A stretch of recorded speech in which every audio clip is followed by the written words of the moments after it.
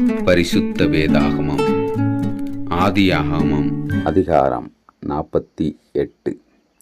அதற்குப் பின் உம்முடைய தகப்பனாருக்கு வருத்தமாயிருக்கிறது என்று யோசேப்புக்குச் சொல்லப்பட்டது.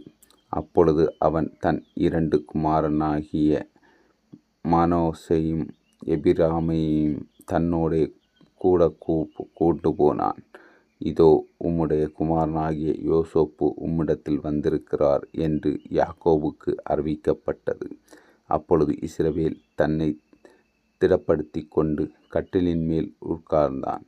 யாக்கோபு யோசேப்பை நோக்கி, சர்வ வல்லமையுள்ள தேவன் கானான் தேசத்திலுள்ள லூஸ் என்னும் இடத்தில் எனக்கு தரிசனமாகி என்னை ஆசீர்வதித்து, நான் உன்னை பலுகப் பெருகவும் பண்ணி உன்னை பல ஜனக்கூட்டமாக்கி உனக்குப் பின்வரும் உன் சந்ததியினருக்கு இந்த தேசத்தை நித்திய சுதந்திரமாக கொடுப்பேன் என்று என்னோடே சொன்னார்.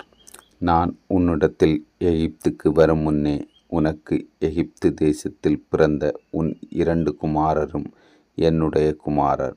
ரூபன் சிமியோன் என்பவர்களைப் போல எப்பிராயீமும் மனாசேயும் என்னுடையவர்கள். இவர்களுக்குப் பின் நீ பெறும் பிள்ளைகள் உன்னுடையவர்கள். அவர்கள் தங்கள் தங்கள் சகோதரருடைய பேரால் அழைக்கப்பட்டு அவர்களுடைய சுதந்திரத்தில் பங்கு பெறுவார்கள். நான் பதானை விட்டு வருகையில் கானான் தேசத்தில் எப்பிராத்தார்களுக்கு கொஞ்ச தூரம் இருக்கும்போது வழியிலே ராகேல் என்னண்டையில் மரணமடைந்தாள். அவளை அங்கே பெத்லெகேம் என்னும் எப்பிராத்தா ஊருக்குப் போகிற வழியிலே அடக்கம் பண்ணினேன் என்றான். இஸ்ரவேல் யோசேப்பின் குமாரரைப் பார்த்து, இவர்கள் யார் என்று கேட்டார்கள். யோசேப்பு தன் தகப்பனை நோக்கி, இவர்கள் இவ்விடத்தில் தேவன் எனக்கு அருளிய குமாரர் என்றான். அப்பொழுது அவன், நான் அவர்களை ஆசீர்வதிக்கும்படி அவர்களை என்கிட்ட கொண்டு வா என்றான்.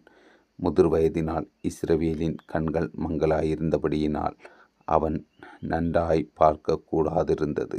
அவர்களை அவனண்டையில் சேரப்பண்ணி அப்பொழுது அவன் அவர்களை முத்தம் செய்து அணைத்து கொண்டான். இஸ்ரவேல் யோசேப்பை நோக்கி, உன் முகத்தை காண்பேன் என்று நான் நினைக்கவில்லை.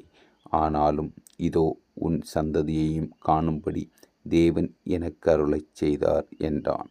அப்பொழுது அவனுடைய முழங்கால் நடுவே இருந்த பிள்ளைகளை யோசேப்பு பின்னிடப் பண்ணி அவனுடைய முகத்துக்கு முன்பாக தரை மட்டும் குனிந்து வணங்கினான்.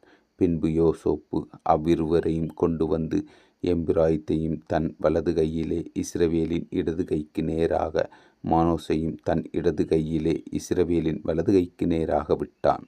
அப்பொழுது இஸ்ரவேல் மனமறியாது தன் வலது கையை நீட்டி இளையவனாகிய எப்பிராயீமினுடைய தலையின் மேலும் மனாசே மூத்தவனாயிருந்தும் தன் இடது கையை மனாசேயுடைய தலையின் மேலும் வைத்தான்.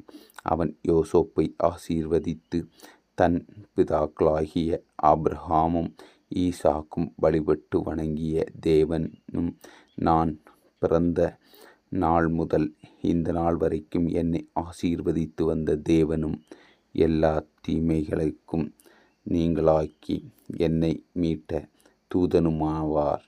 இந்த பிள்ளைகளை ஆசீர்வதிப்பாராக. என் பேரும் என் பிதாக்களாகிய ஆபிரகாம், ஈசாக்கு என்பவர்களின் பேரும் இவர்களுக்கு இடப்பட கடவது. பூமியில் இவர்கள் மிகுதியாய் பெருகக் கடவார்கள் என்றான்.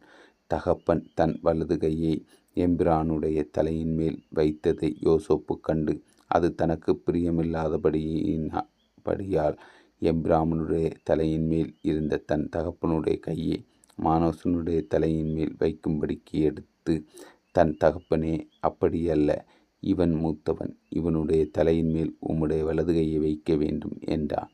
அவன் தகப்பனோ தடுத்து, அது எனக்கு தெரியும், என் மகனே, எனக்கு தெரியும்.